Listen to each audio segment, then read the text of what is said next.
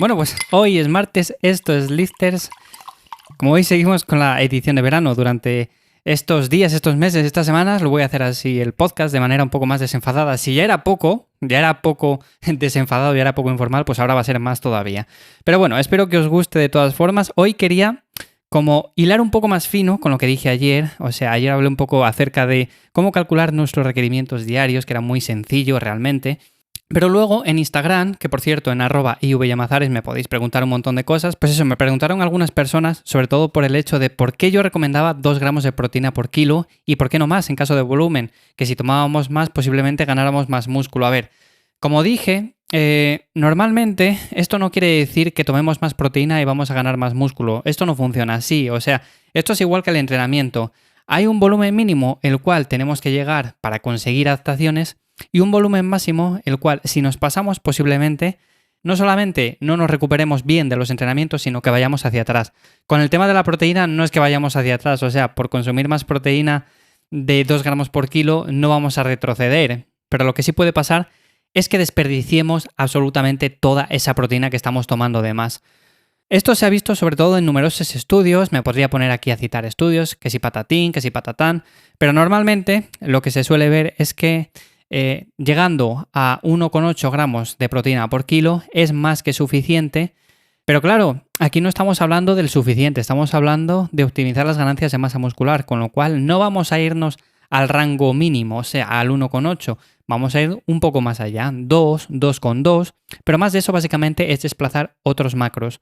Si tú en tu dieta tienes que consumir muchas calorías, por ejemplo, pongamos 4.000 calorías en fase de volumen, pues quizás ahí sí que sea buena idea el consumir un poco más de proteína de la cuenta. Básicamente digo esto porque si calculamos, como dije ayer, en torno a 1 gramo por kilo de grasa, o un poco más, da igual, y luego el resto de carbohidratos, manteniendo las proteínas en torno a 2 gramos por kilo, evidentemente va a ser mucha cantidad de carbohidratos, con lo cual lo que podemos hacer ahí es jugar un poco con estas cifras. O sea, bajamos un poco los carbohidratos hacia abajo y subimos un poco la proteína, que tampoco va a pasar nada, pero evidentemente no vamos a consumir tantos carbohidratos porque llegados a cierto punto, al igual que con el entrenamiento, tampoco nos beneficia el consumir más carbohidratos de la cuenta. Entonces, en este sentido, lo hacemos muy sencillo. ¿Que vosotros tenéis un requerimiento diario de calorías muy alto? Bueno, pues subimos un poco las proteínas y ya está. Pero eso no quiere decir que vayamos a ganar más masa muscular, ni que vayamos a entrenar mejor, ni nada de eso. A partir de cierto punto, las ganancias van a ser básicamente las mismas.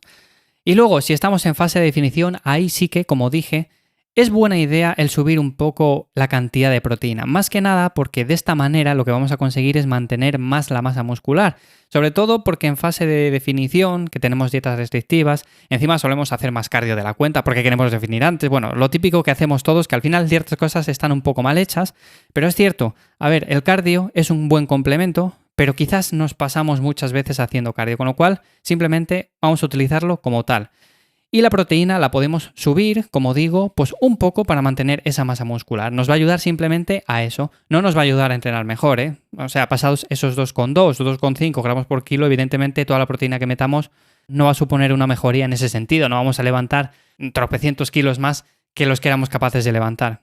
Entonces, por dar unas recomendaciones un poco más concretas en torno a lo que dije ayer, pues eso, manteneros 2,2 gramos por kilo todo el año, luego definís, subís a 2,5, incluso podéis 3, tampoco os va a hacer ningún daño, como siempre se ha dicho esto de que si consumimos más proteína de la cuenta, al final vas a dañar riñones, hígado, todo eso, bueno, pues siempre se ha dicho, pero hasta ahora no hay estudios que concluyan tal cosa, con lo cual tampoco me preocuparía en ese sentido. Y luego lo que sí es importante, sobre todo, aunque mantengamos la proteína un poco más alta en fase de definición, es entrenar con intensidad.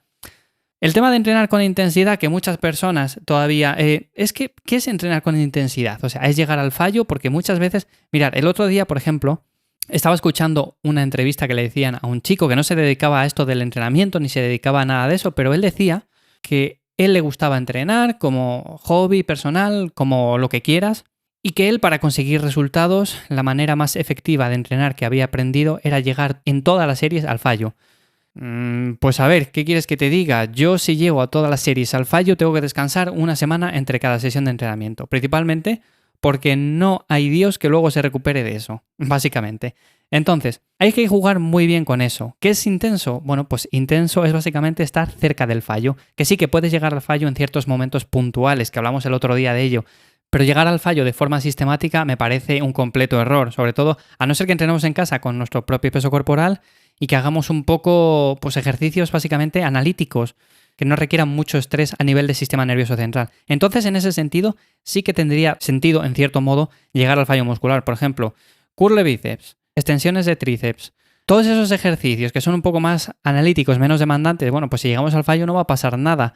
Ahora bien, en ejercicios como una sentadilla pesada, llegar al fallo de forma sistemática me parece absurdo. Digo una sentadilla como puedo decir un peso muerto, como puedo decir un press de banca, lo que sea, cualquier ejercicio que implique un gran conjunto muscular y mucho estrés a nivel del sistema nervioso central. Entonces, en ese sentido, lo que digo como la proteína, más de cierto nivel de proteína no va a suponer mejoras a nivel de masa muscular, pero en definición sí que nos va a ayudar a mantener un poco más ese músculo que siempre se pierde. Eso hay que tenerlo claro. Y luego, para el resto del año, pues 2,2, 2,5 y ya está, ajustarlo un poco. Si vuestra cantidad de carbohidratos es un poco alta, por así decirlo, porque tenéis unos requerimientos un poco altos, bueno, pues nada, bajamos un poco esa cantidad de carbohidratos, subimos un poco la de proteína y aquí paz y después gloria. No ha pasado absolutamente nada. Como digo, al final esto hay que jugar con ello, hay que ajustarlo muy bien, pero en base a nosotros. Tampoco hay que tener reglas fijas ni decir esto se hace así, así, así, porque funciona y porque tiene que ser así. Si no lo haces así, no va a funcionar y no vas a conseguir nada. No, esto hay muchos caminos y todos los caminos llegan a un mismo punto al final, siempre que lo hagamos medianamente bien, entendedme. Así que bueno, no me extiendo más en este episodio de hoy del martes. Nos escuchamos mañana miércoles en un nuevo episodio de Lifters y sin más, que paséis un buen día. Chao.